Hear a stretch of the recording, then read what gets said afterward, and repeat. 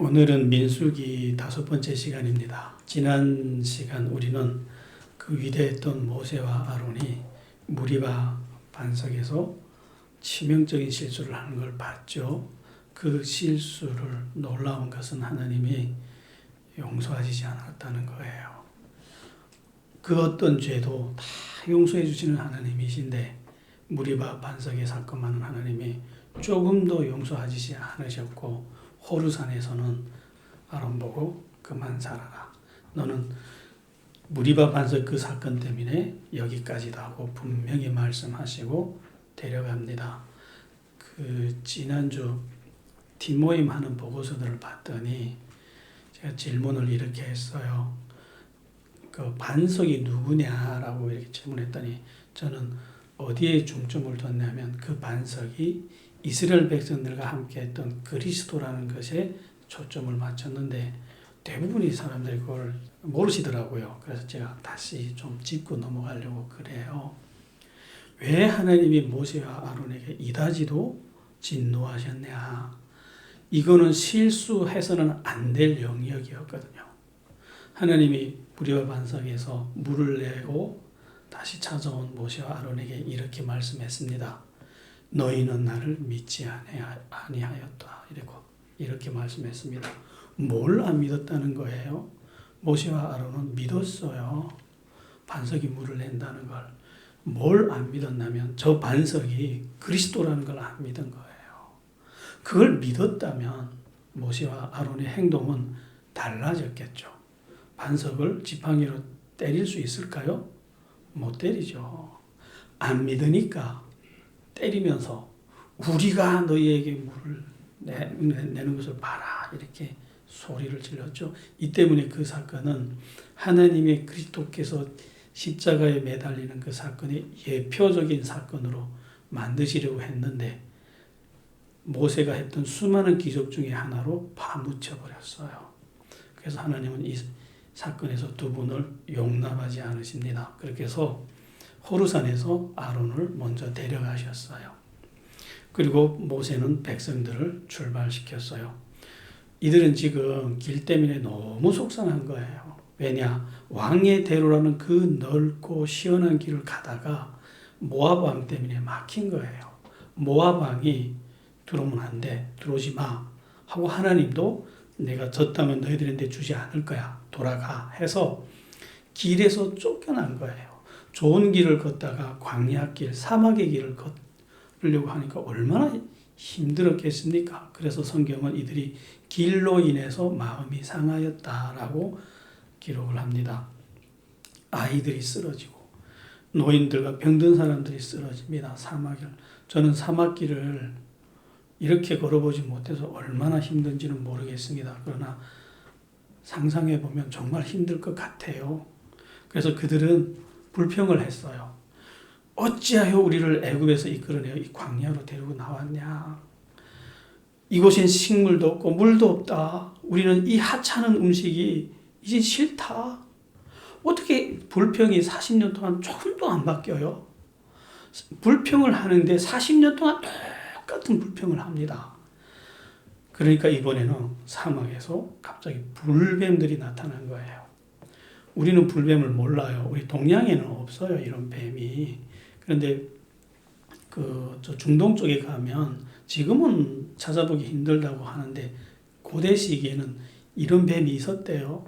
막 뱀이 날아다닌대요.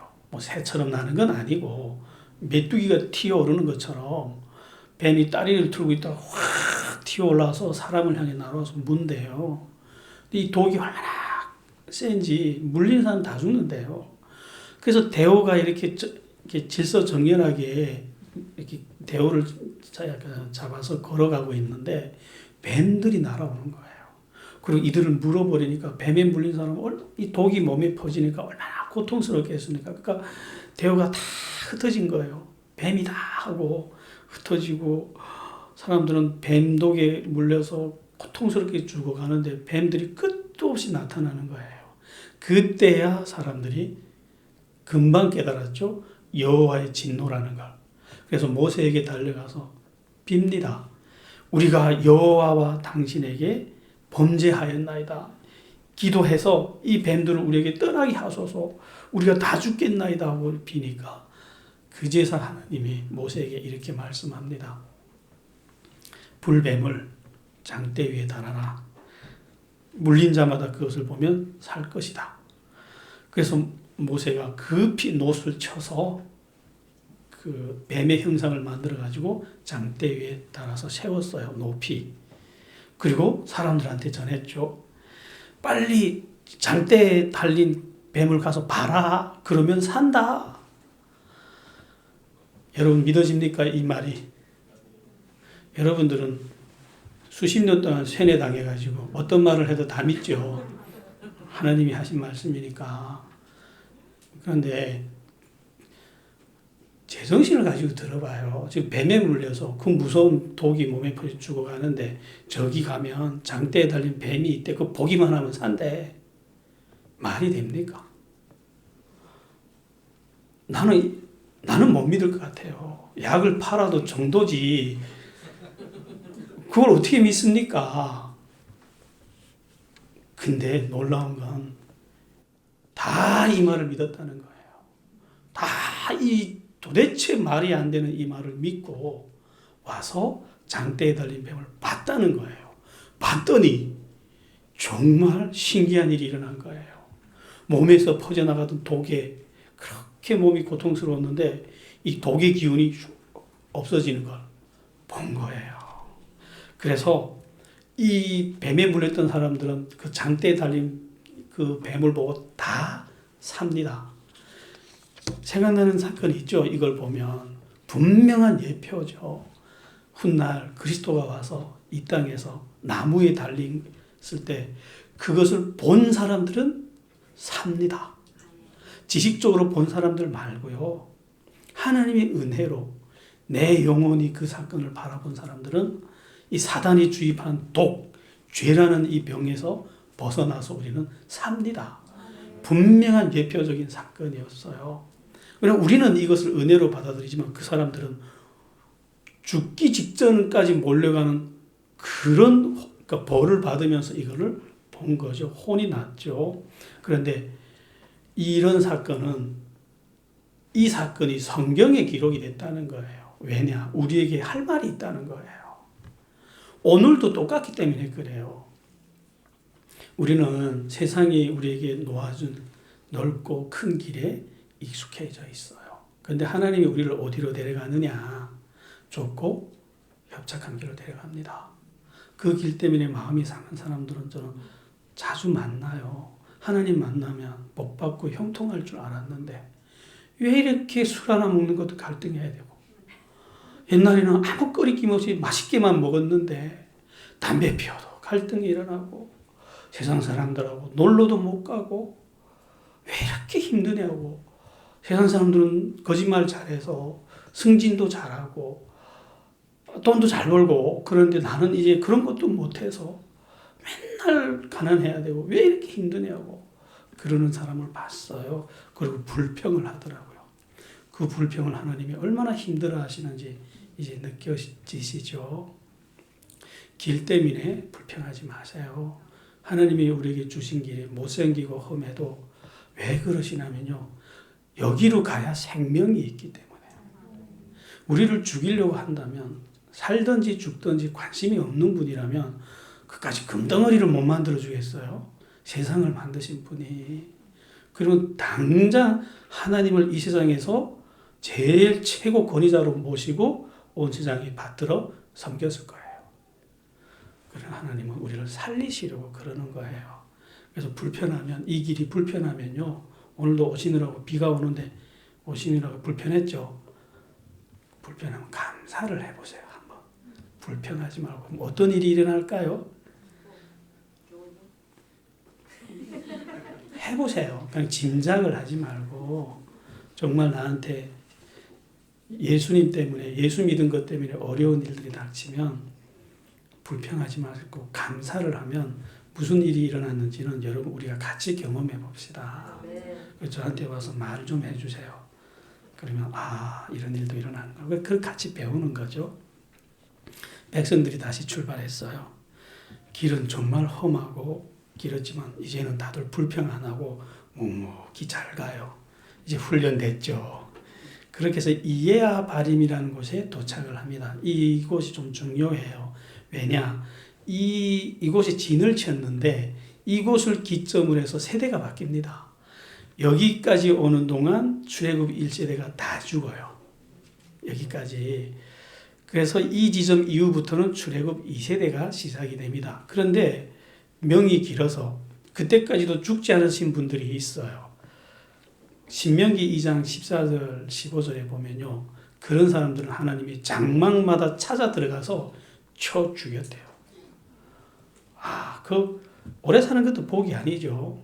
하나님은 40년 동안만 허락을 했기 때문에 그들은 여기서 깨끗이 죽고, 그래서 가데스 바네아의 반역은 이렇게 40년의 세월이 지나면서 깨끗이 씻겨 나갔어요. 이제부터는 출애굽 2세대가 출발을 했어요. 다시 에돔 땅을 빙에 돌아서 모압이란 곳에 와서 다시 왕의 대로에 올랐어요. 이번에는 모압이란 나라가 앞에 나타난 거예요. 또 편지를 보냈죠. 모세 선지자가 우리가 지나가면서 물도 공짜로 안 마시겠습니다. 그냥 이 길로 지나가기만 해달라고.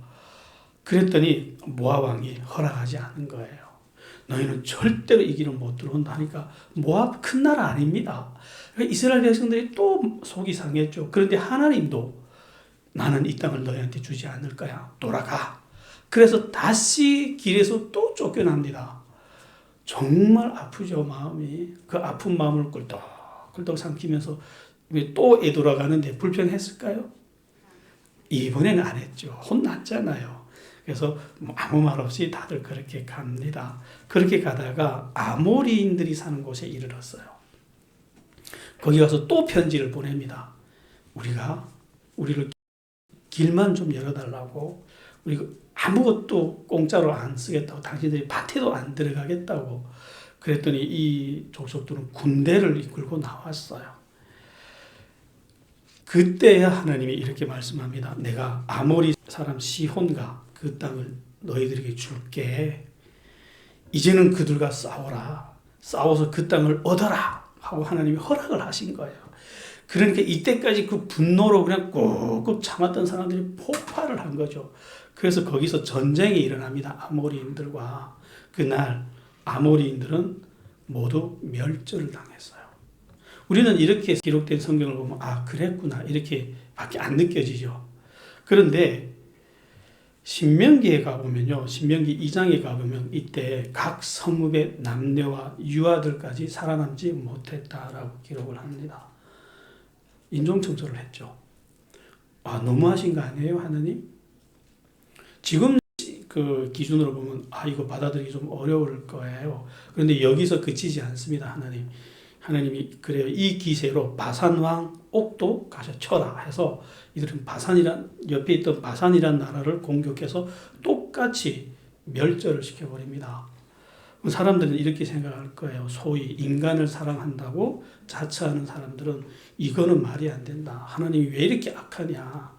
성경은 분명하게 기록해요. 이들이 왜 죽는지, 이들이 죄악이 이제는 하늘에까지 차서 이제는 하나님이 이 민족을 없애려고 결심하신 때였다는 거예요. 하나님 앞에서 인간이 인간을 사랑한다고 자부하지 마십시오. 인본주의적 기준으로 보는 게 얼마나 끔찍한 위선인지 아세요? 세상에 인간을 가장 사랑하지 않는 족속이 누군지 아세요? 인간이에요.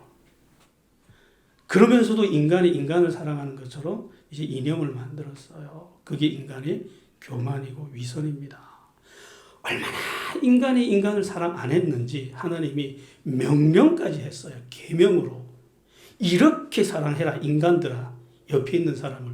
그럼에도 불구하고 사랑하나요? 그런데 그 허접한 기준으로 우리는 하나님을 재보고 있잖아요. 이게 인본주의의 위험임이에요. 우리는 이 기준을 깨끗하게 버려야 됩니다. 성경을 읽을 때는 오로지 어떤 기준으로 읽어야 된다고요? 하나님 기준으로. 그래야 선과 악이 분명하게 보여요. 기준이 바뀌면 세상이 바뀝니다. 모든 현상이 다 바뀝니다. 그래서 두 나라가 사라지고 땅이 생겼어요. 그 힘센 사람들이었거든요. 이 사람들이 얼마나 강대했는지 바산왕 오군 너비가 2m, 길이가 4m짜리 강철 침대에서 살던 왕이에요. 거인족이에요, 이 사람들이. 이 사람들이 한번 전쟁에 나타나면 모든 민족이 도망갔어요. 상대가 안 되니까. 그런 강대한 두 족속을 이 사람들이 호랭이가 강아지 쳐 먹듯이 단 한 번의 전쟁에 그냥 잡아먹은 거예요. 누가 하신 일이죠? 그러니까 이 땅이 얼마나 또 비옥했겠어요. 땅이 생긴 거예요. 얼마나 기쁩니까? 드디어 몇백 년 동안 이루지 못했던 소원이 이루어졌어요. 그러나 이 땅은 약속했던 땅은 아니에요. 약속했던 땅은 요단강 너머에 있습니다. 그런데 이 사건 때문에 가나안 지역이 태풍이 일기 시작했죠. 그 주변에 있던 크고 작은 나라들이 다 전율을 했죠. 아니 광야에서 40년을 유리방황하던 한 민족이 갑자기 가나안 땅에 오더니 두 강대한 족속을 한 칼에 베버린 거예요. 안 무섭겠습니까? 다른 민족들이. 다음 순서는 자기들이라는 게. 근데 누가 제일 무서웠을까요? 모압 왕이 무서운 거예요. 왜? 금방 이렇게 길 통과하겠다는 거 노예들이 무슨 왕의 대로야 이러고 쫓아버렸잖아요. 이 일이 두려워가지고 이렇게 강할 줄 몰랐단 말이에요. 그래서 근데 또 이 사람들이 어디에 와 있냐? 모압 평지에 진을 쳐버렸어요. 모압 나라 바로 앞에. 그래서 산에 올라가서 봤더니 그 족속의 숫자가 얼마나 많은지 상상해 보세요. 200만 명이에요. 200만 명이 장막을 치고 쫙 펼치고 있으니까 구름이 내려앉은 것 같은 거예요. 자기네 나라보다 턱없이 큰 거예요. 편지 받아볼 때는 그냥 노예 떼들인 줄 알았는데 와서 봤더니 이게 감당이 안 되는 거예요. 이게. 그래서 너무 답답하니까 싸우자니 힘이 없고 앉아있자니 잡혀 죽을 것 같고 그래서 이 모압 왕이 생각을 하다가 살 길을 찾아야 되잖아요. 근데 하나님은 이 모압을 안 건드리려고 하잖아요. 근데 자기가 바빠가지고 지금 이러는 거예요. 그래서 이 모압 왕이 방법을 쓰는데 이렇게 방법을 써요. 부돌이라는 곳에 발람이라는 선지자가 있어요. 이 선지자를 부르기로 한 거예요. 이 부돌이라는 곳이 어디냐? 모압이란 나라에서부터 제가 이렇게 지도로 거리를 재봤더니 1,500리 밖에예요. 근데 부돌이라는 곳이 그렇게 큰 도시도 아닙니다. 저 유브라데스 강 옆에 있는 작은 한 지역이에요. 한 동네입니다. 그 동네에 그 작은 동네에 발람이라는 선지자가 살았는데 이 선지자가 천리 밖에 있는 나라 왕들이 알 정도로 유명한 거예요. 왜 이렇게 유명하냐? 이 사람은 하나님이 특별히 쓰시는 선지자예요. 어떤 일에 쓰시느냐? 당시 사람들도 하나님을 모르고 막 타락하면서 살잖아요. 그러니까 이게 타락의 정도가 선을 넘어버리면 하나님이 항상 선지자를 보내서 경고를 하시잖아요. 이게 경고하는 선지자로 쓰셨단 말이에요. 그래서 항상 이 선지자가 찾아가서 너희가 이렇게 악하게 살면 하나님이 재앙이 소돔과 고모라처럼 내릴 거야 하고 경고하면 반드시 그 재앙이 임했단 말이에요. 그러니까 인간들의 입장에서 이 발람 선지자를 볼 때 무섭습니까? 안 무섭습니까? 너무 무서운 거예요. 저 사람이 한번 저주하면 어떤 족속도 살아남지 못하고 하나님이 저주가 임하니까 이게 소문이 나서 천리 밖에 있는 모압 왕 발락이 이걸 알고 있는 거예요. 근데 모압 왕은 발락은 이걸 어떻게 해석했냐면 저 사람에게 저 사람 뒤에는 하나님을 못 보니까 주술의 능력이 굉장히 강력하구나 이렇게 봐버린 거예요. 어떤 사람이라든 저 사람이 주술에 걸리면 저주하면 다 저주를 받는구나. 그러니까 저 힘을 빌어다가 이 이스라엘 백성을 저주하면 이 민족이 저주받아서 도망가지 않겠나. 그럴듯하죠. 이 하나님을 모르니까 그 힘이 근원이 뭔지를 모르니까 굉장히 기발한 생각을 했어요. 그래서 장로들을 보내는 거예요. 보낼 때 모압 왕과 그 미디안 왕도 장로들이 같이 가요. 같이 가서 엄청난 돈을 보따리 싸들고 갔죠. 가서 부탁을 하는 거예요. 당신들이 왜 왔습니까? 그러니까 우리 왕이 당신이 와서 저 민족을 저주만 해주면 이 엄청난 돈을 주겠다고 합니다 하니까 그걸 기다려보라고. 그리고 그날 밤 기다리고 있는데 하나님이 발람 선지자에게 임하셨어요. 그래서 하나님 물어봐요. 너와 함께한 이 사람들이 누구냐? 했더니 모압 왕 발락이 보낸 사람들인데 애굽에서 한 족속이 이렇게 나와서 지면에 덮였는데 그 족속을 저주해달라고 지금 찾아왔습니다 하고 말을 하니까 하나님이 듣고 보니까 큰일 나잖아요. 그러면 그래서 하나님이 그래요. 야, 너 그 사람들을 가지 마. 그 백성들을 저주하지 마. 그들은 나한테서 복을 받은 족속이야. 하나님의 백성들이니까. 그래서 발람 선지자가 여기까지는 행동을 잘해요. 가서 그래요. 하나님이 나에게 당신들하고 같이 가지 말라 했기 때문에 나는 못 간다고 돌아가십시오 해서 장로들이 빈손으로 돌아갔어요. 아니 그러니까 모압 왕이 이번에는 더 10배로 더 큰 재물을 약속한 거예요. 이번엔 큰 권세와 큰 재물을 약속해서 다시 보냅니다. 다시 왔어요. 그래서 그럼 어떻게 해야 되죠? 가라고 하나님이 허락 안 했으니까 가라고 이래야 되지 않나요? 그런데 이 사람이 하나님이 뭐라고 말씀하는지 오늘 밤도 한번 있어 보세요. 이런 거예요. 그리고 그 하나님 앞에 또 나간 거예요. 하나님이 그 강대 기도하면 들어주시잖아요. 그 가서 저주만 한 번 하면 엄청난 돈이 생기는데 나라의 반이라도 주겠다 했거든요. 그럼 강대 기도해서 받아야 되지 않나요? 하나님이 또 물어봅니다. 하나님께 나갔더니 하나님이 이렇게 말씀하시는 거예요. 일어나 함께 가라. 그러나 너는 내가 내게 이르는 말만 해라. 지금 하나님이 가랬어요. 이야, 발람 선지자가 얼마나 기뻤을까요? 날뛸 것처럼 기쁜 거예요.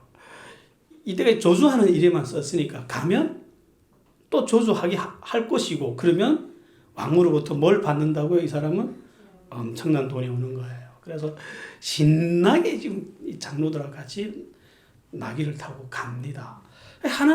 근데 하나님의 계획은 그게 아니었어요. 이 선지자를 통해서 가서 축복하게 하려는 게 하나님의 뜻이었어요. 자기 백성이니까 사랑하는 백성들에게 축복해 주려고 했고 그리고 모압 왕에게 야 서로 싸우지 마. 공격할 의사가 없잖아요. 그러니까 마음 놓게 하려고 보내려고 했는데 이 선지자의 마음이 지금 어디가 있죠? 축복이 아니라 하나님이 주시는 말씀이 아니라 재물에 다 뺏겨가지고 축복이 아니라 저주를 할 기세를 간단 말이에요.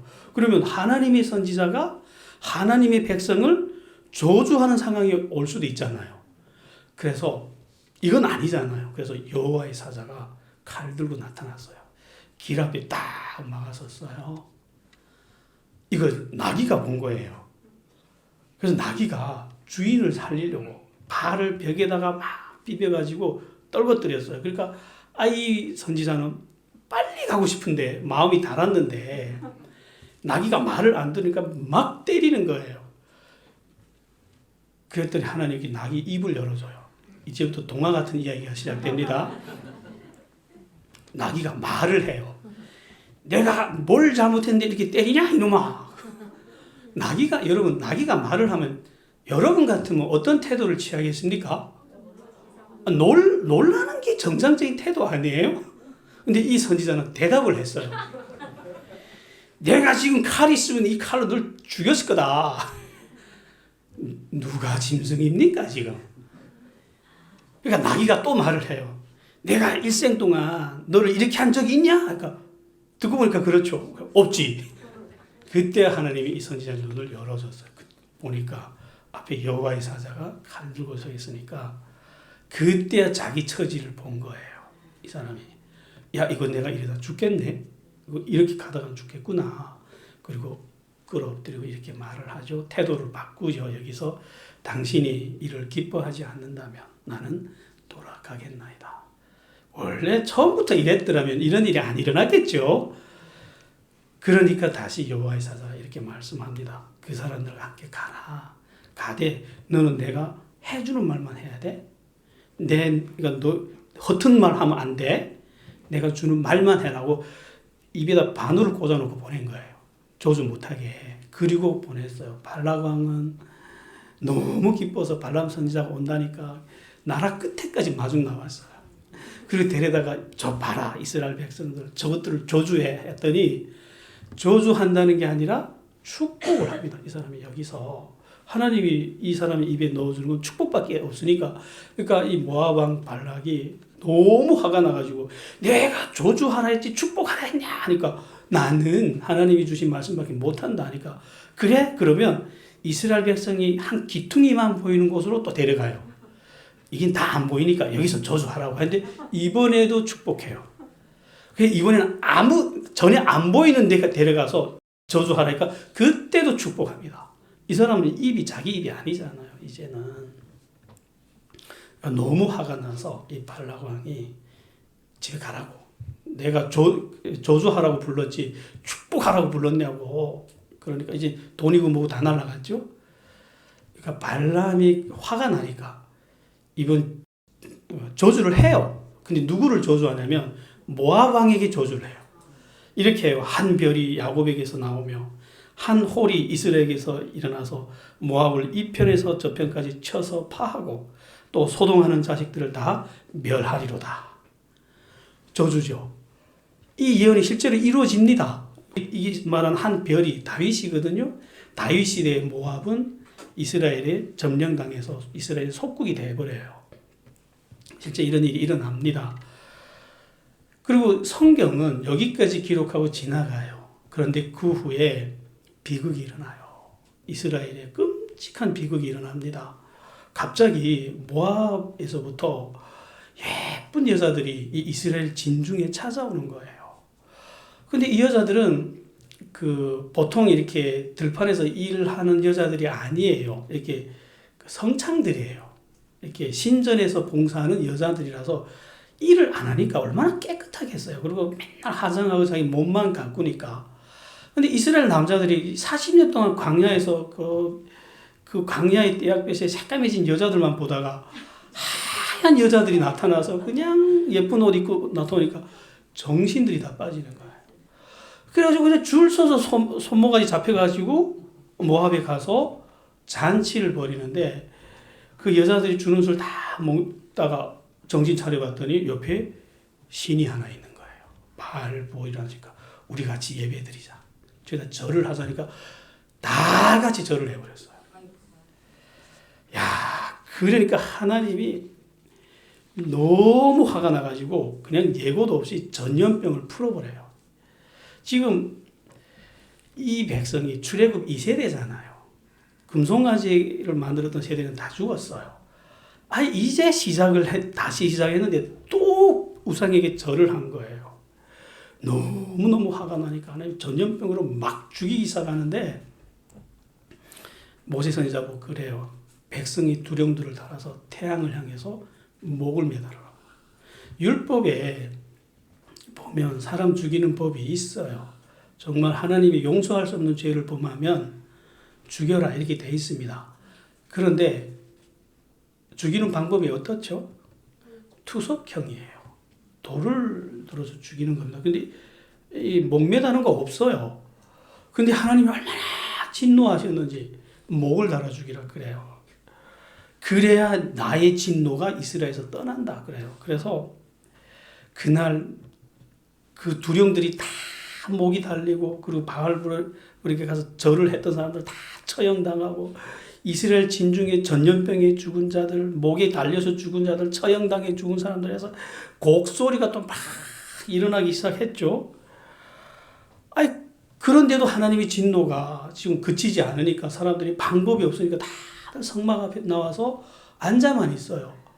전염병은 퍼지지, 사람이 아무리 죽어도 하나님은 거두지 않지, 방법이 없어서 다들 엉엉 울면서 성막 앞에 앉아있는데 그 대낮에 앞에 그 사람들이 군중 앞으로 시므온 족장 시므리가 모압 여자를 데리고 뻔뻔스럽게 자기 장막 안으로 들어가 버리는 거예요. 이 사람이 족장이니까 다른 사람들이 말은 못하고 가만히 그냥 부들부들 떨며 앉아있는데 이 아론의 손자 비느하스가 일어난 거예요. 창을 들고 들어가서 두 남녀를 한창에 끼워버리고 나온 거예요. 그냥. 그랬더니 하나님을 그걸 너무 시원해요. 하나님이. 그래서 이렇게 말씀해요. 아론의 손자 비느하스가 나를 위해서 질투했다. 그는 나의 노를 돌이켜 이스라엘을 진멸하지 않게 하였도다. 그래서 이때 이 비느하스의 행동을 하나님이 너무 기뻐서 큰 상급을 줘요. 제사장 직분을 영원히 너희 집에 준다 하고 이 집에 제사장 직분을 영원히 줘버렸어요. 이 사건 때문에. 하나님이 이 사건에서 얼마나 속이 상했는지, 훗날 이것 때문에 무슨 일이 일어나냐면 이 시점 이후 1000년이 지나간 다음에 북이스라엘에 호세아라는 선지자가 나타났어요. 이 호세아 선지자를 통해서 하나님이 북이스라엘을 멸망시키기로 작정을 하셨거든요. 한 나라를 멸족시키려고 하나님이 결심을 한 다음에 이렇게 말씀해요. 옛적에 내가 이스라엘 만나기를 광야에서 포도를 만난 같이 하였다. 너희 열조 보기를 무화과 나무에서 처음 맺힌 첫 열매를 본 것처럼 내가 기뻐했다. 그런데 저희가 바알 부올에 가서 부끄러운 우상에 몸을 들임으로 저희의 사랑하는 우상같이 가증하여 졌다. 하나님이 지금 1000년이 지나간 다음에도 이때 아픔을 지금 못 지우는 거예요. 그 아픔까지 다 해서 이 나라에 진노하시는 거죠. 아직도 다른 신도 신입니까? 우리가 오후에 그 구약 성경을 배우고 있잖아요. 이스라엘이 왜 멸망했죠? 다원주의를 하다가 멸망했잖아요. 이것도 신이고 저것도 신이야. 이러다가 이스라엘 백성이 멸망한 역사가 1000년 이상이에요. 근데 그 주장이 지금 기독교회 안으로 뻔뻔스럽게 들어오고 있어요, 지금. 여러분들, 잠잔다는 게 뭔지 아세요? 너희는 깨어 있으라 늘 그러잖아요. 잠들어 있다는 게 무슨 말이냐면요. 반드시 알아야 되는 걸 모르고 있는 상태를 잠자고 있는 상태라 그래요. 정말 중대한 일들이 일어나는데 못 느끼는 거예요. 그걸 보고 잠들어 있다 그래요. 지금 여러분들이 지금 신앙생활이 얼마나 무섭게 변하는지 아세요? 다원주의가 굉장히 세련되고 신식 신앙으로 우리 가운데 끼어들어오고 있는데 이것이 엄중함을 아무도 몰라요. 오히려 이렇게 생각 안 하는 사람들이 이상한 사람들이 되는 그렇게 문화가 그렇게 돼가고 있어요. 제가 이렇게 계속 강조하니까 우리 교회 성도들은 이제 깨어나기 시작했어요. 이거 그냥 가만히 있으면 안 되는구나, 이거. 이러다가 이거를 인간을 사랑한다는 기준에서 다, 그래, 너도 옳고 나도 옳고 이렇게 받아들이다 보면 우리도 죽어요. 하나님은 다른 신을 섬기는 걸 이렇게 끔찍하게 싫어하고 다른 신을 신으로 인정하는 걸 너무너무 못 견뎌 합니다. 유일하신 하나님이세요. 하나님 외에 신이라고 하는 것들은 아무것도 없어요. 그런데 이런 사건이 일어났는데 어떻게 돼서 이런 사건이 일어났는지 성경은 오랫동안 침묵했어요. 그러다가 하나님이 이걸 언제 말씀해 주냐면요. 이로부터 1600년이 지나간 후 요한 사도에게 이렇게 말씀합니다. 그때 왜 이런 일이 일어났는지 그거를 제가 해석해 준 게 아니고 예수님이 해석해 주셔요. 요한계시록 2장 14절에 보면 이렇게 말씀합니다. 내게 두어 가지 책망할 것이 있는데 거기 내게 발람의 교훈을 지키는 자들이 있도다. 발람이 발락을 가르쳐서 이스라엘 앞에 올무를 놓아 우상의 제물을 먹게 하였고 또 행음하게 하였느니라. 이런 말씀이 나와요. 이게 무슨 말이냐. 이 발람 선지자가 가서 저주를 하고 싶었는데 여호와의 사자가 칼까지 들고 나타나는 바람에 무서워서 못했어요. 그 바람에 이 사람이 돈을 못 벌었어요. 근데 마음은 정말 그 돈을 벌고 싶은 거예요. 이 사람이 1500리를 왔는데 빈손으로 갈 수 없잖아요. 그러니까 이 사람이 이렇게 술수를 가르쳐 준 거예요. 어떻게 가르쳤느냐. 저 민족은 하나님이 복을 받은 민족이야. 하나님의 백성이야. 그렇기 때문에 어떤 민족도 저 민족을 대항 못해. 저 민족을 죽일 수 있는 유일한 분은 하나님밖에 없어. 그래서 저 민족이 하나님께 죄를 짓게 하면 하나님이 죽일 거야. 그 죄 짓게 하는 방법이 뭐냐? 이 사람이 선지자니까 하나님이 급소를 제대로 하는 거예요. 그래서 너희들의 신에게 데려와서 절을 하게 해라. 그럼 하나님이 손으로 저 사람들을 죽일 거야. 이 술수를 모압 왕에게 가르쳐 준 거예요. 그래서 모압 왕이 미인계를 써서 데려가서 이런 일이 일어난 거예요. 성공했죠? 그 이스라엘 백성들이 와서 절을 하니까 하나님이 전염병을 일으켜서 얼마나 많은 사람들을 죽였어요? 그때 그 전염병에 죽은 사람이 24,000명이에요. 며칠 사이에 24,000명이 죽는다고 생각해 봐요. 엄청나죠?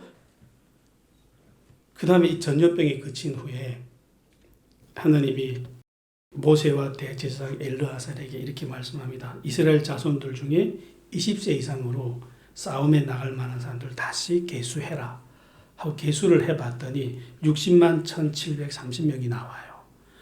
출애굽 1세대는 60만 3,550명이에요.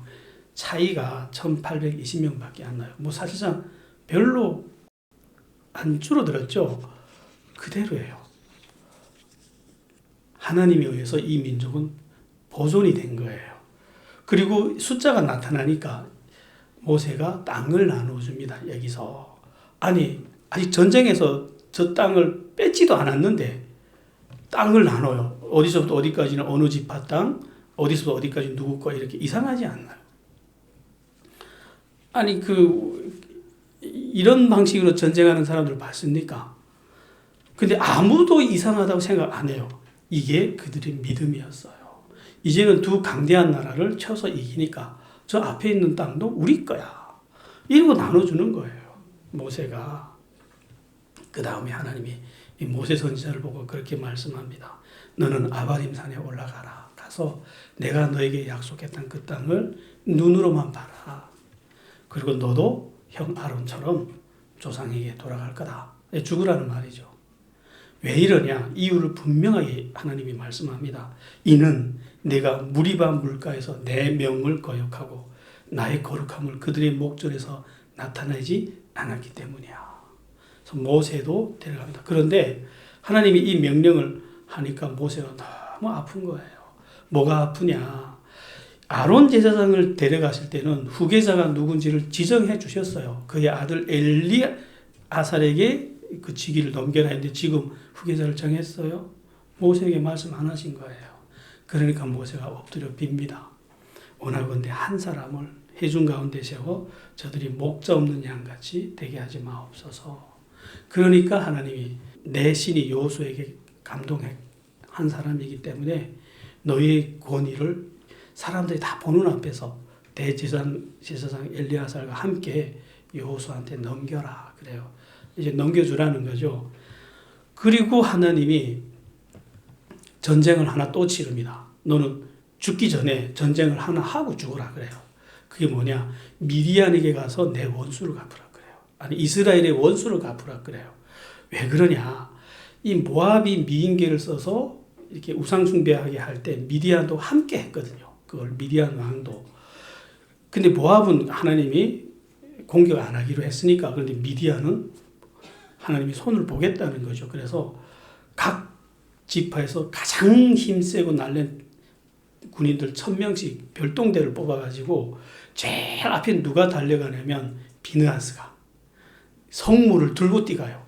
그러니까 제일 앞에 누가 앞장서 달려가죠? 하나님이 달려가서 미디안 족속을 멸절을 시킵니다. 그래서 막 이 전쟁을 하는데 거기에 발람 선지자가 있는 거예요. 이 사람이 거기 왜 있죠? 아니 천리밖에 자기 집이 있는데 지금 미디안 왕에게도 가서 이 술수를 팔고 돈 많이 받고 그래서 뚱뚱거리고 사는 거예요. 그러다가 하나님이 이스라엘 백성을 데려와서 이 민족을 쳐서 없앨 때 같이 죽습니다. 오늘은 여기까지 하겠습니다. 정리할게요. 오늘 우리는 하나님에게 크게 쓰임받던 한 선지자의 타락을 봤어요. 선지자가 타락합니까? 안 합니까? 선지자도 타락합니다. 이 세상에 타락이 불가능한 인간은 없어요. 어떤 사람도 타락할 수가 있어요. 근데 왜 타락했을까요? 타락한 원인을 알아야 되겠죠. 이렇게 크게 쓰임받던 사람이 어떤 힘에 의해서 이렇게 타락할 수 있느냐. 그건 우리가 그 힘을 알아서 우리에게도 적용을 해야 되겠죠. 기도하겠습니다. 하나님, 하나님의 은혜가 컸습니다. 죽어가던 백성에게 살 길을 열어주셨고 하늘의 하나님과 함께 살게 해주셨지만 하나님, 인간은 타락합니다. 우리는 연약합니다. 우리는 그 힘을 알아서 일찍이 피해서 이렇게 되지 않게 하여 주시옵소서. 예수님 이름으로 기도했습니다.